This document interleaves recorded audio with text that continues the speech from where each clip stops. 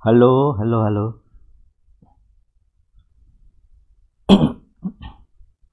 Silakan, ada pertanyaan, komentar. Tidak ada? Kalau tidak ada, kita bisa pelepasan. Kemarin ini,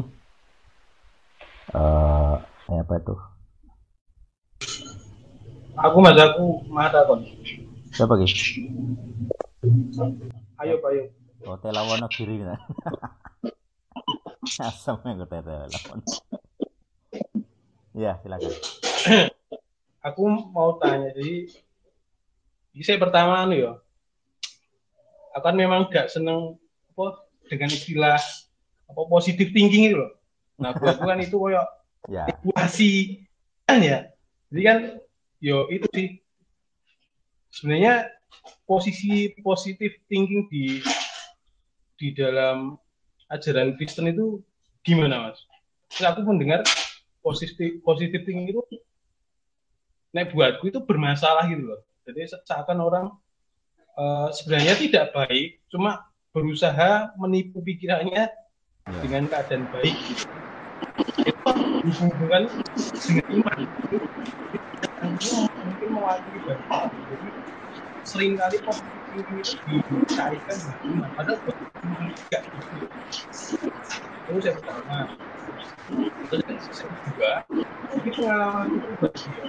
Jadi aku kan memang orang yang suka berimajinasi. Bahkan kalau buat alur cerita gitu aku iso maksudnya iso bisa membuat cerita sendiri gitu loh. Jadi kalau aku kon gaya film gitu bisa dengan membuat cerita sendiri, alur cerita sendiri. Nah, itu terbawa. Jadi ketika biyen toh aku SD SMP itu kalau cerita sama temen, jadi misal misal cerita tentang hal-hal sehari-hari gitu ya. Nah, aku secara tidak sengaja itu seakan kayak menambahi ceritaku itu loh. Jadi itu alami, aku biar bingung loh. Itu sering kali itu masih muncul sampai saat ini masih muncul. Aku coba cari-cari itu ini akarnya apa ya. Jadi ketika aku cerita kok itu secara alami aku bisa nambahi gitu loh. Padahal maksudku nggak gitu. Tapi kok ada tambahan-tambahannya sebenarnya itu tidak terjadi. Tapi itu alami itu. Aku tidak sengaja untuk menambahkan cerita itu, tapi kok muncul sendiri. Nah, itu sih, jadi dua itu. Oke, yang pertama tentang positive thinking. Nah, ini positive thinking itu kalau berdasar pengetahuan saya, berdasar pengalaman saya juga, kalau ada pemikiran negatif itu ada dua versi juga. Ada yang kita takut gitu ya, kadang kan misalnya hujan gitu ya, terus saya ingat keluarga misalnya mereka masih di luar, saya di rumah posisinya, mereka masih di luar rumah gitu ya, hujan ya, saya ada ketakutan, saya ada negatif thinking, bangko piye teko omah pora, aman apa ora gitu. Itu manusiawi. Tetapi ada negatif thinking yang bagi saya setanik gitu ya, over lah gitu. Intinya adalah pemikiran-pemikiran yang menghalangi saya punya iman. Nah, ini biasanya ini yang dipakai di kalangan gereja-gereja kayaknya karismatik ya, yang hobi new ages ya, new ager ya, hobi dengan postmodern gitu. Walaupun dulu saya di reform dianggap kamu tuh postmodern. Bergaya sekali pendetanya ngatain saya postmodern.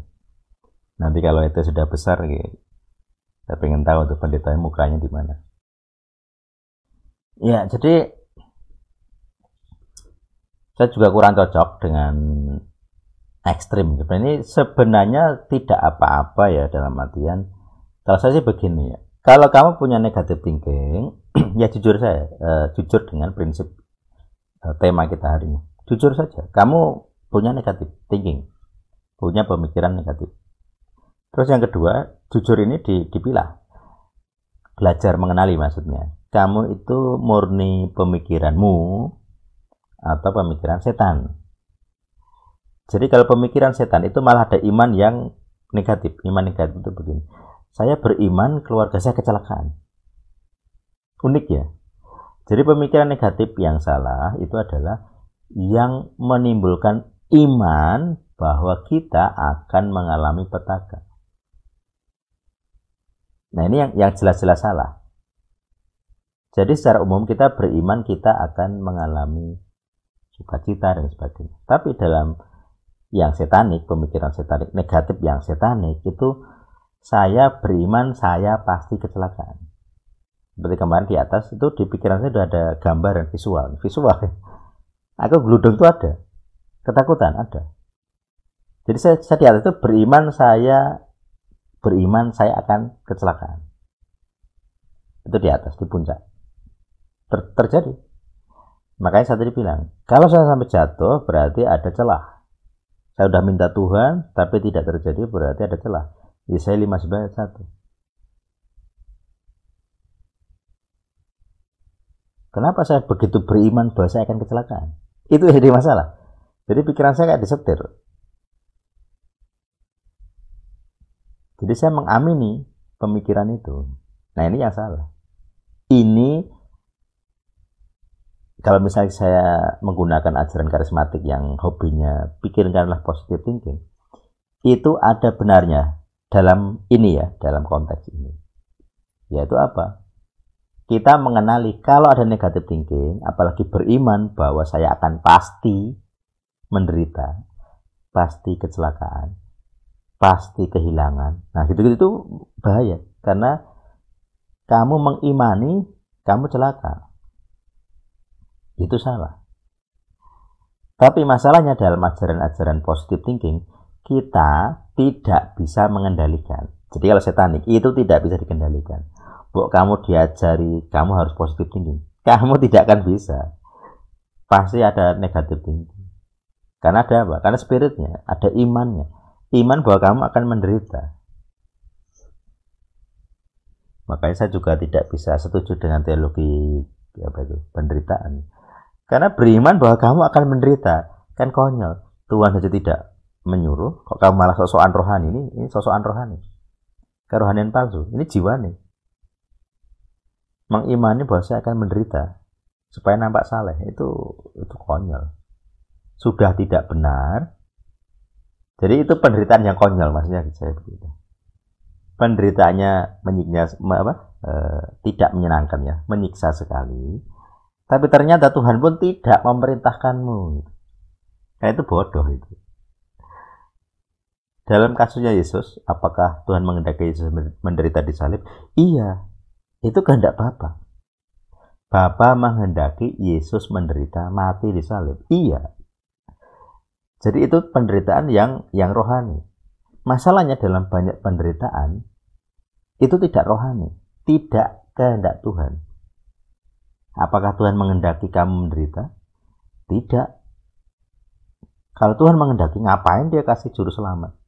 Ya supaya kamu selamat. Kalau Tuhan menghendaki kamu celaka, dia kasihlah juru celaka. Bukan juru selamat. Juru sengsara, juru celaka. Ajarannya akan selalu, wahai umatku, celakalah seperti aku. Wahai umatku, sengsaralah seperti aku. Yesus ada perintah itu, tapi sedikit sekali. Bahkan sebaliknya dia bilang, aku datang untuk memberi kehidupan berkelimpahan. Apakah ini sengsara? Ya meragukan loh, berkelimpahan. Tapi faktanya kita kan tetap ada sengsaranya. Ya kayak saya tadi. Kalau saya ngotot, saya marah-marah kepada Pak Yusuf, pokoknya kita nggak naik Pak, turuti saya, keras. Itu saya aman, tapi saya bersalah. Saya bisa kehilangan orang. Saya bisa dia jadi nggak mau lagi ikut ya. Ini orangnya nggak ada ya. Dengan teman-teman lain juga begitu. Kalau saya terlalu keras, teman-teman lain nggak akan mau lagi ikut kegiatan L1. Terus tak jamin. ketika Pak Filemon keblasok gitu dengan satu arah, saya sebenarnya kan memberitahu, Pak, itu ngeblank, itu gangguan spirit, ada celah. Gitu. Tapi saya nggak bisa langsung ngomong des itu, nggak bisa. Hanya satu jadi beban mental sebenarnya. Kalau saya nggak ngomong, itu ya dia akan seperti itu terus. Tapi kalau saya ngomong, ya pasti jadi konflik personal. Gitu. Sulit mengakui gitu bahwa dia masih bisa diserang. Gitu. Nah, dalam kasus positive thinking itu kita, itu yang penting bagi saya ya, kita mengenali saja ini positive thinking, ini negative thinking. Terus kalau negative thinking itu dicek ini ketakutan yang wajar atau tidak. Dalam banyak kasus ketakutan saya tentang keluarga misalnya tidak terjadi, mereka ya tetap pulang dengan baik, gak ada apa-apa, tidak terjadi. Jadi itu tidak ada kuasanya. Jadi ketakutan manusiawi, jiwani, tidak ada powernya. Nah yang lain, ketakutan yang saya maksud tadi itu setanik. Saya takut dan terjadi, itu setanik. Nah, jadi kalau ada negative thinking itu kita bisa mendapat petunjuk apakah ini setan, roh ramal kira-kira begitu. Roh dia meramalkan saya menderita, maka saya menderita. Apalagi kalau saya beriman saya akan menderita. Saya beriman saya jatuh di atas, jatuh beneran. Jadi di atas itu saya sangat sulit punya iman bahwa saya akan aman, sulit sekali. Saya tuh heran, kok saya nggak bisa punya iman ya? Jadi penuh ketakutan dan terjadi beneran. Nah ini roh ini kata filosofi ya. Ini saya pun masih belum bisa mendeteksi sumbernya apa. Roh apa nih yang membuat saya masih tembus di sini? Masih itu beriman bahwa saya akan kena. Ternyata beneran kena. Jadi kalau saya tidak punya pemikiran negatif, saya nggak akan kena. Jadi di atas saya sudah punya pemikiran negatif, visual bahkan. Apalagi visual ya itu saya rasa itu sudah setanik. Nah, ketika ada ajaran positivisme, kamu harus berpemikiran positif. Bagi saya itu munafik, mustahil. Kalau kodam, roh, setan sudah menghendaki kamu punya pemikiran negatif, kamu akan 100% kena. Tidak akan bisa lepas dari pemikiran itu. Sejauh ini aku belum punya solusi jelas gitu ya. Jadi kalau saya beriman saya jatuh, pasti saya jatuh. Dan ternyata lucunya, setan itu namanya kan babu ya. Setan itu babu, dia itu tidak berkuasa tanpa kita. Lucu ya. Jadi kalau saya tidak beriman saya akan jatuh, saya nggak akan jatuh. Setan tidak bisa nyentuh saya. Jadi setan bisa nyentuh saya, Tuhan tidak bisa menolong saya. Saya udah minta supaya ban saya itu nggak dijatuh, nggak meleseh, tetap meleseh. Kenapa? Karena saya punya iman bahwa saya akan jatuh. Lewat apa? Visual ini. Dari atas saya udah heran juga. Ini kenapa saya nggak damai sejahtera ya? Nah itu. Kenapa saya nggak damai sejahtera? Kok saya beriman saya akan jatuh? Secara visual tuh aku lihat beberapa kali. Dan ini nggak hanya kejadian ini ya. Sebelum-sebelumnya saya tuh sering kali begitu. Saya hampir jatuh, saya bisa menghindar. Tapi di otak saya itu ada pemikiran saya tuh jatuh. Peristiwanya. Jadi saya menyimpulkan ini setan. Makanya saya bisa mengenali roh filosofi itu begitu prosesnya. Karena ada pemikiran saya yang off, yang selencol, tidak sesuai kehendak saya. Saya tidak menghendaki pemikiran itu, tapi muncul, dipaksa. Saya tetap memikirkannya. Saya tidak bisa melepaskannya. Berarti ada perjanjian yang membuat pikiran saya terkunci ke situ. Jadi seperti Roko Sukmo, gitu. Sebenarnya pemikiran saya. Nah, jadi batasan saya tentang ajaran pemikiran positif adalah kalau saya muncul iman bahwa saya pasti akan celaka, itu setan. Jadi kalau saya tidak bisa berpikiran positif, saya bedakan ini murni saya ketakutan atau setanik gitu. Apa isinya itu ayat 3 itu? Tak bacakan ya. Karena yang kutakutkan itulah yang menimpa aku, Ya. dan yang kucemaskan itulah yang mendatangi aku. Nah, ini itu benar, tapi di Ayub tidak dijelaskan sumbernya. Di Elsa kita mengenai, jadi saya nggak tahu teman-teman punya pengalaman seperti yang saya tadi ya. Tapi pengalaman saya adalah ada ketakutan yang setanik, yang tidak wajar. Ketakutan wajar itu yang tidak ada kuasanya tadi. Oh, saya takut karena hujan misalnya bisa pulang atau enggak keluarga saya ya. Kalau sendiri masa enggak peduli keluarga saya gitu. Dan tidak terjadi ternyata. Mereka baik-baik saja. Itu ketakutan manusiawi, tidak salah. Yang dibahas di Ayub dalam pandangan saya adalah ketakutan yang spiritual, yang didorong oleh roh, oleh kodam, oleh roh filosofi. Nah, ini yang harus kita tanggulangi. Jadi ajaran pemikiran positif itu ada manfaatnya, tapi sebatas bahwa itu membuat kita mengenali kita punya spirit apa, roh filosofi apa yang membuat di Ayub tadi, apa yang saya takutkan terjadi, apa yang saya khawatirkan terjadi. Di atas saya udah khawatir, saya pasti jatuh. Ya beneran jatuh. Saya heran, kok bisa ya? Saya tidak menghendaki pikiran itu. Tapi kok bisa muncul? Nah, itu celah. Ini PR kita. Saya sendiri belum tahu solusinya. Nutup celahnya saya belum tahu. Karena seringkali itu ya namanya touring ya. Itu udah apa? Enggak ada apa-apa. Enggak kena, enggak jatuh juga. Tapi di otak saya itu aku tuh jatuh. Wah, demit ini setan. Makanya waktu kemarin sama teman-teman yang mau gitu, aku udah khawatir. Saya bisa enggak ini konsentrasi? Bisa enggak ini mengikuti dan sebagainya. Makanya kemarin ini bukan untuk gagah-gagahan. Dalam kondisi lurus, mentok 130 ada screenshotnya. Makanya kemarin waktu ke gunung ke Giono ini, Dongkion, saya nggak kepikiran roda saya itu akan jadi masalah gitu, karena kemarin ke Telomo itu kencang 130 masih jalan, cuma kondisinya kering ya, bukan hujan ya. Ternyata kalau hujan jadi ya itulah. Nah, makanya yang di ayat Ayub ini kita pahami begini. Kenapa Ayub bisa nulis begitu? Ada spiritnya. Kalau spiritnya nggak ada, kita tuh bahagia sekali. Nggak ada pemikiran negatif. Jadi kalau ada pemikiran negatif, kalau dalam yang ekstrimnya karismatik kan itu setan gitu aja ya bagi mereka. Tapi nggak selalu begitu. Dan saya tidak akan memakai ajaran karismatik yang dipaksakan. Jadi maksudnya begini, bagi karismatik, kalau kamu punya pikiran negatif, kamu nggak beriman. Ya itu ya kebiasaan pemuritan dicap gitu. Jangan gitu. Kalau ada pemikiran negatif, diselesaikan, jujur.